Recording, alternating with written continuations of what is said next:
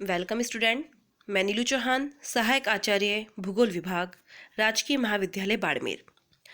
आज के इस वीडियो में हम आइसोस्टेसी यानी संतुलन का जो अर्थ क्या है और सिद्धांत, इसके बारे में डिस्कस करेंगे।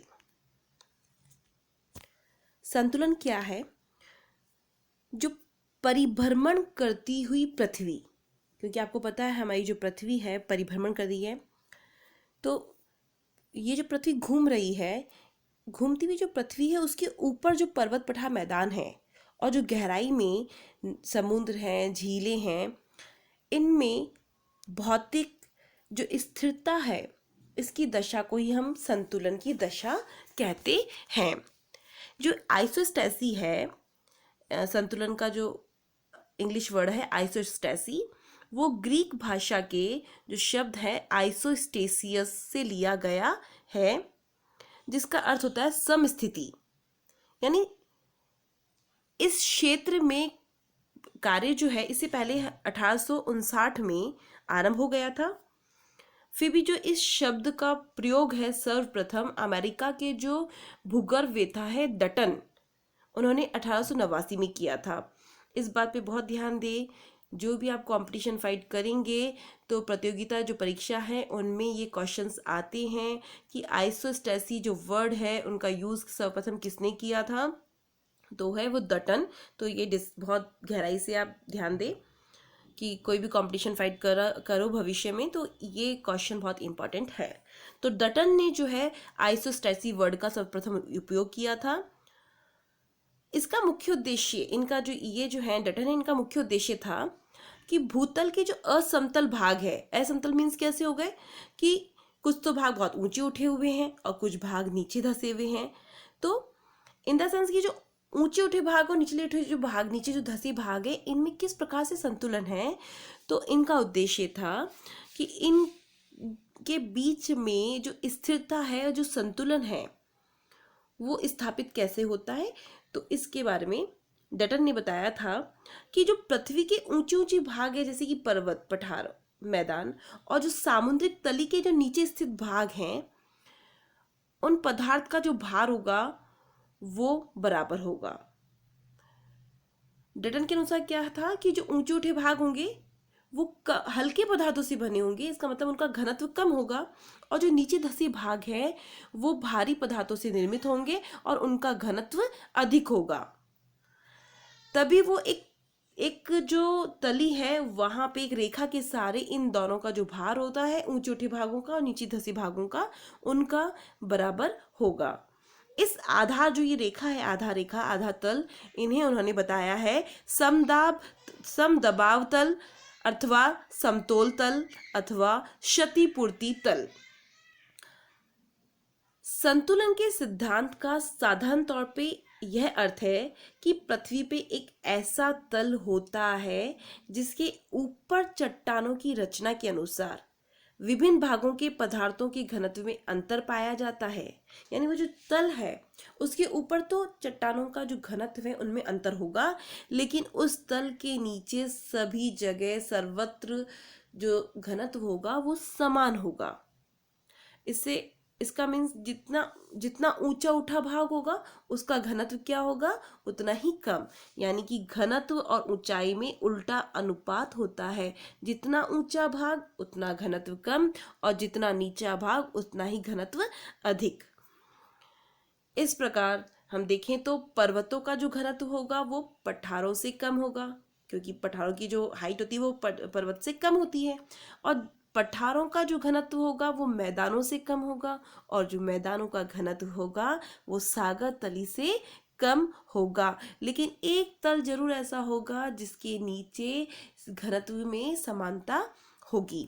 इस संबंध में अनेक सिद्धांत आए थे, अनेक मत दिए गए हैं, जिसमें हम फर्स्ट पढ़ेंगे सर जॉर्ज एयरी की संकल्पना। एयरी ने बताया था कि जो हिमालय का आंतरिक भाग खोखला नहीं हो सकता। वास्तव में अधिक पदार्थ का भार नीचे से जो कम पदार्थ द्वारा संतुलित हो जाता है। सबसे पहले एयरी ने बताया था जो क्रस्ट होता है यानी पृथ्वी का जो ऊपरी भाग है वो अधिक घनत्व वाले अधस्तर जो मेंटल वाला भाग है उसमें तैर रहा है, अर्थात सियाल किसमें तैर रही है, सीमा पर। इस प्रकार हिमालय जो है भारी ग्लासी मैग्मा में तैर रहा है, जो सीमा है उस पे सियाल वाला भाग जो है वो तैर रहा है। उन्होंने आगे एक बात बताई थी कि हिमालय केवल धरातलीय आकृति नहीं है, जितना हमें ऊपर हिमालय दिख रहा है उतना ही नहीं है, बाकी वो काफी नीचे तक, गहराई तक है। जिस प्रकार एक नाव जो है पानी में तैरती है और हमें जो भाग दिख रहा है उससे उसका भी अधिकांश भाग जो है जल में डूबा रहता है, उसी प्रकार से हिमालय भी अधिक घनत्व वाले मैग्मा में तैर रहा है। उसका काफी अधिक जो गहराई वाला भाग है वो भी काफी नीचे तक व्याप्त है। उन्होंने और उदाहरण देके समझाया कि जब बर्फ का टुकड़ा जो होता है वो यदि जल में तैरता है तो बर्फ के टुकड़े की एक भाग को जल के ऊपर रहने के लिए उसका जो 9 भाग होता है वो जल के नीचे रहता है। इसी प्रकार उन्होंने बताया कि जो महाद्वीप जो होते हैं उसका औसत घनत्व है 2.67, लेकिन जो सब स्ट्रेटम है यानी सीमा वाला जो भाग है उसका घनत्व 3 मान लिया जाए तो क्रस्ट जो ऊपरी परत है पृथ्वी की उसके प्रत्येक भाग को सब स्ट्रेटम यानी सीमा के मेंटल के ऊपर रहने के लिए क्रस्ट के 9 भाग को सब स्ट्रेटम के नीचे रहना होगा, स्ट्रेटम के नीचे, ठीक है। तो इसी तैराव के सिद्धांत के आधार पर जो एयरी है उन्होंने एक बताई थी बात की, जो हिमालय है जिसकी हाइट है 8,848 मीटर, जो विश्व का सबसे ऊंचा पर्वत है, जितना वो ऊपर है इट्स मीन 9 गुना भाग उसके नीचे होगा। तो यदि हम देखें कि ऊंचाई है 8,848 मीटर, तो यदि हम उसको 9 भाग से गुणा करें तो इसका टोटल भाग मतलब 79,632 मीटर जो है वो हल्के पदार्थों से निर्मित होगा, वो सब स्ट्रेटम में होगा। यदि हम सारांश की बात करें, निष्कर्ष निकालें, तो एयरी के मत को इस प्रकार से बता सकते हैं कि जो ऊंचे उठे भाग हैं काफी गहराई तक लंबी जड़ से सब स्ट्रेटम के अधिक घनत्व वाले भाग को हटा देते हैं, यानी ऊपरी भाग जो है वो हल्के पदार्थों से बना है और निचले भाग जो है अधिक घनत्व वाले भागों से बना है, जिस कारण से ऊंचे उठे भागों के नीचे काफी गहराई तक हल्के पदार्थों का विस्तार होता है। इस प्रकार से ये पृथ्वी पर संतुलित होते हैं। इसके विपरीत जो कम ऊंचे भाग होते हैं यानी निचले भाग, वो कमी गहराई तक प्रविष्ट होते हैं और वो कमी मात्रा में सबस्ट्रेटम के भाग को, अधिक घनत्व वाले भाग को हटा पाते हैं, जबकि उसके नीचे सबस्ट्रेटम का अधिक घनत्व वाला पदार्थ अधिक मात्रा में पाया जाता है। इस प्रकार से जो ऊंचा उठे भाग है, जो निचले धसे भाग है, वो एक संतुलित रेखा पर खड़े रहते हैं।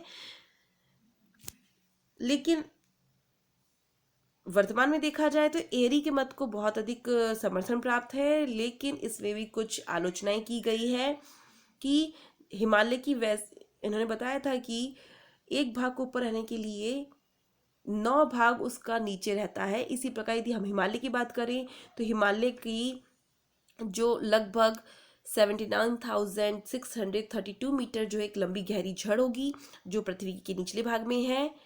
और आपको पता है कि जैसे हम गहराई में जाते हैं प्रति 32 मीटर की गहराई पर 1 डिग्री सेल्सियस तापमान बढ़ जाता है। यदि हम और गहराई पे जाएंगे तो वो जो हिमालय की जो इतनी लंबी जड़ है वो तो अत्यधिक ताप के कारण पिघल जाएगी। इसलिए इस मत को भ्रामक बताया गया है या इनकी आलोचना की गई है। एयरी के बाद प्राट ने भी संकल्पना दी। उन्होंने भी भू संतुलन से संबंधित सिद्धांत बताए थे। उन्होंने जो कल्याण और कल्याणपुर है, उन्होंने इसके बारे में अच्छे से उनका अक्षांशीय माप के अंतर को पढ़ा था और हिमालय का औसत जो घनत्व है 2.75 उसको मानकर आकर्षण शक्ति के बारे में गणना की थी। तो पता चला कि ये जो अंतर है 15.885 सेकंड का होना चाहिए था। प्राट ने आगे पूरा इसके बारे में अध्ययन किया तो उन्होंने ये निष्कर्ष निकाला कि जो पहाड़ है उसका घनत्व पठारों से कम, पठारों का घनत्व मैदानों से कम और मैदानों का घनत्व समुद्र तली से कम होता है। इसका मतलब सेम बात, ऊंचाई और जो घनत्व है उसमें उल्टा संबंध होगा। जितना ऊंचा भाग उतना घनत्व कम और जितना नीचा भाग उतना घनत्व अधिक। लेकिन प्राट ने एक बात बताई कि एक क्षतिपूर्ति तल होता है, लेवल ऑफ कॉम्पनसेशन, वहां पर जो है उसके ऊपर तो घनत्व में अंतर पाया जाता है, लेकिन उसके नीचे सभी जगह घनत्व समान होता है। एक लेकिन प्राट की एक बात है जो कि आगे कभी एग्जाम कंपटीशन फाइट करेंगे तो उसमें आती भी है एग्जाम्स में, कि एक स्तंभ में घनत्व नहीं बदलता, लेकिन एक स्तंभ से दूसरे स्तंभ में जब जाते हैं तो घनत्व में अंतर पाया जाता है। इस प्रकार प्राट का जो प्रमुख मत था uniform depth with varying density, उन्होंने इस ये जो मत है इसका प्रतिपादन किया था। ये जीके में क्वेश्चंस कभी आते हैं, आप देख रहे हैं कि प्राट ने बताया था कि आप देखिए लाइन ऑफ कॉम्पनसेशन क्षतिपूर्ति रेखा है, दो स्तंभ है, ऊंचाई वाला और एक थोड़ा नीचाई वाला। जितना ऊंचा भाग है उसका घनत्व उतना ही कम है, जितना नीचा भाग है उसका घनत्व उससे अधिक है। लेकिन एक स्तंभ जो बताया है, जो ऊंचाई वाला भाग, उसमें तो समान घनत्व होगा, उसमें घनत्व में अंतर नहीं बताया। लेकिन एक स्तंभ से दूसरे स्तंभ में जाते तो उन्होंने बताया कि घनत्व में अंतर आता है। और इनका जो क्षतिपूर्ति रेखा है उसके ऊपर ही अंतर रहता है, उसके नीचे जैसे जैसे हम जाते हैं घनत्व में समानता पाई जाती है। उन्होंने इसे एक उदाहरण के द्वारा भी समझाया था। इन्होंने देखा, चित्र में भी देखेंगे आप, एक उदाहरण द्वारा समझाया था कि एक क्षतिपूर्ति तल है। तो इन्होंने जो एक आगे आपको मैं चित्र में दिखा रही हूँ क्षतिपूर्ति तल है, उसमें उन्होंने बहुत सारे कॉलम्स लिए हैं। और उन्होंने, लेकिन इससे पहले आप एक बात देखिए कि आपको दिख रहा होगा, ऊंचा स्तंभ कम घनत्व, नीचा स्तंभ अधिक घनत्व। इस बात को आप ध्यान दें।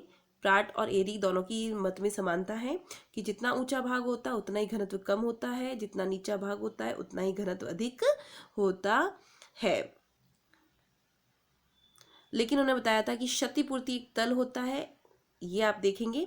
अब उन्होंने चित्र में आप देख रहे हैं चांदी, जस्ता, पाइराइट, लोहा, निकिल, तांबा और सीसा, इनके उन्होंने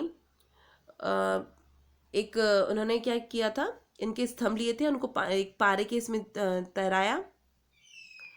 बाद में उन्होंने देखा कि सब जो है अपने हाइट के अकॉर्डिंग ये जो है सीक्वेंस में जम गए थे। और उन्होंने देखा था जो जितना ऊंचा है उसका भार उतना ही कम है, जितना जो नीचे होता जाता है जैसे सीसा है उसका जो घनत्व होगा वो अधिक है, बजाय जो है पाइराइट के। लेकिन ये सब जब जमे थे, ये लेवल में आए थे, तो एक क्षतिपूर्ति तल था, उसके ऊपर ही उन्होंने अंतर बताया, उसके नीचे उन्होंने बोला कि सभी में समान पाया जाता है घनत्व। तो ये आप चित्र में देख सकते हैं, प्राट के मत ने उन्होंने स्पष्टीकरण किया था। विभिन्न प्रकार के उन्होंने जो चांदी, सीसा, जस्ता, पायरेट, इन्होंने इनके जो है कुछ टुकड़े लिए थे, उन्होंने उसको जो तैराया, देखा, पारे वाले जो एक बेसिन है उसमें उन्होंने तैराया और देखा कि सब अपने हाइट के अकॉर्डिंग ये जम गए, लेकिन इनका नीचे वाला जो तल था वो सबका समान रहा। बोवी ने एक बात बताई थी, एयरी और प्राट के जो मत हैं उनमें अंतर किया था। ये आप बहुत ध्यान से भी पढ़िएगा क्योंकि ये कंपटीशन फाइट में काफी बार पूछा गया है। एयरी ने तो बताया था कि विभिन्न स्तंभों का घनत्व बराबर होता है, केवल बस उनकी जो गहराई है उनमें अंतर होता है। लेकिन प्राट ने क्या बताया, एक समान गहराई में घनत्व में अंतर होता है। मैं इसके बारे में आप ये ध्यान दें, एरी ने बोला जो कॉलम्स थे जैसे पर्वत, पठार, मैदान, उन सभी उनमें विभिन्न स्तंभों का भी घनत्व बराबर होगा। मतलब चाहे पर्वत, पठार, मैदान जो है, इनके जो विभिन्न स्तंभ हैं उनका घनत्व बराबर होगा, बस उनकी जो गहराई है उसमें अंतर होता है। जो जितना ऊंचा होगा उतना ही उसके नीचे जड़, हल्के पदार्थों से जड़ होती है। लेकिन प्राट ने बताया कि एक समान गहराई में एक स्तंभ से जब दूसरे स्तंभ में जाते हैं तो घनत्व में अंतर आता है। ये अब ध्यान दीजिएगा। नेक्स्ट जो भू संतुलन के सिद्धांत जो हैं और भी हैं, आगे हम पढ़ेंगे, होम्स का, बोवी का, वो मैं आगे वाली वीडियो में आपसे डिस्कस करूंगी। इस वीडियो में हमने एयरी और प्राट इन दोनों के भू संतुलन से संबंधित सिद्धांत पढ़े थे। नेक्स्ट वीडियो में हम अगले सिद्धांत को डिस्कस करेंगे। Thank you.